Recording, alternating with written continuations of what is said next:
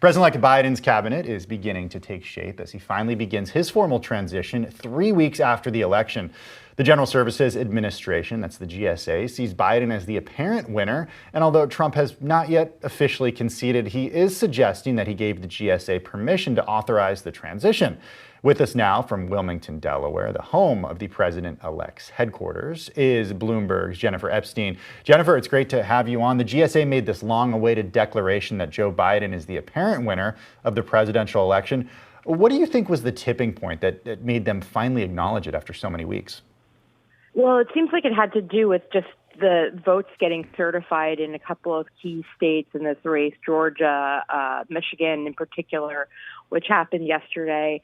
That seems to have really been it. Plus, I guess President Trump somehow being persuaded to back down a bit. You know, this was supposed to be a move that the GSA would make independently of the White House, but it was clear that there was a lot of pressure here coming from President Trump on the woman heading the agency, a political appointee by Trump, Emily Murphy, to not ascertain Biden as the winner for all these days. But, you know, as states are certifying their votes, the potential for President Trump to somehow hold on to office fades even more than it already had. Yes, legal avenues as for overturning the election results are certainly drying up by the day as more and more states and commonwealths do certify the results.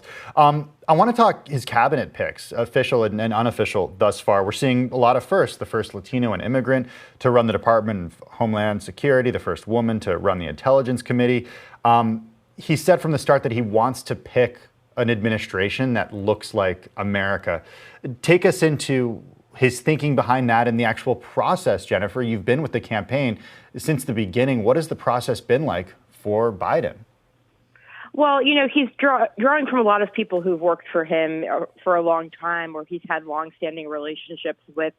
I would point to Tony Blinken. His choice for Secretary of State is one of those people who has worked for him on the Senate Foreign Relations Committee about 20 years ago, fitting that bill. I think when it comes to diversity, he's talked about how it's important to draw from all different parts of American life, and that will make the decisions that those people help him make better than if he didn't think about that and ended up, you know, with a cabinet that was very much just built around the people who he may have known the longest, who are likely to be white men, just because white men have, you know, dominated the circles of power for so long. And so he has just thought about those things, and his team has thought about those things quite a lot. And obviously in picking Kamala Harris, a black woman, as his running mate, he already was kind of making a big commitment to diversity there. And I just think as they've been rolling out these teams, they've been conscious not to have a predominantly white male group of people. So there are about half a dozen announcements that are going to be made formal today with an event here in Delaware. And of those, you have, as you said before, a Latino immigrant who is the pick for Homeland Security Secretary. You have a woman to lead the intelligence community, but then you also have and you have a black woman to be the U.S. ambassador to the United Nations. So there you have three people from different backgrounds. But then on top of that, you do have three white men as Biden's additional picks that are being announced today, including Secretary of State and National Security Advisor. John Kerry for climate.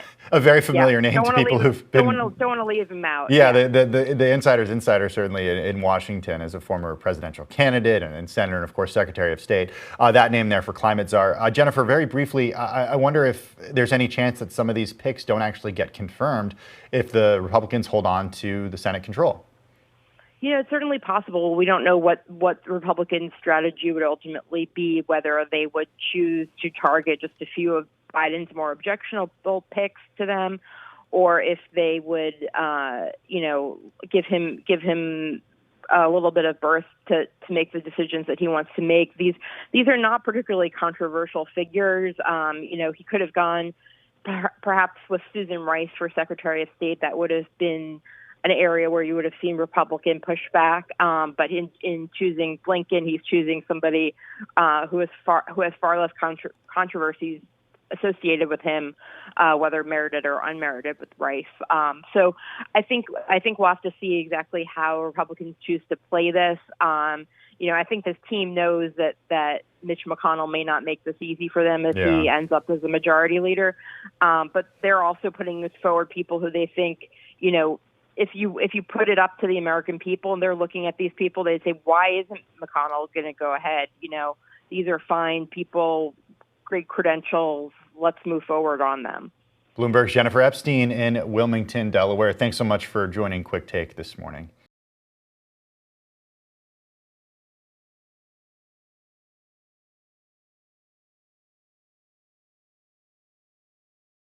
The biggest stories the moment they happen from around the globe. Subscribe to Bloomberg Quick Take now for insight in an instant.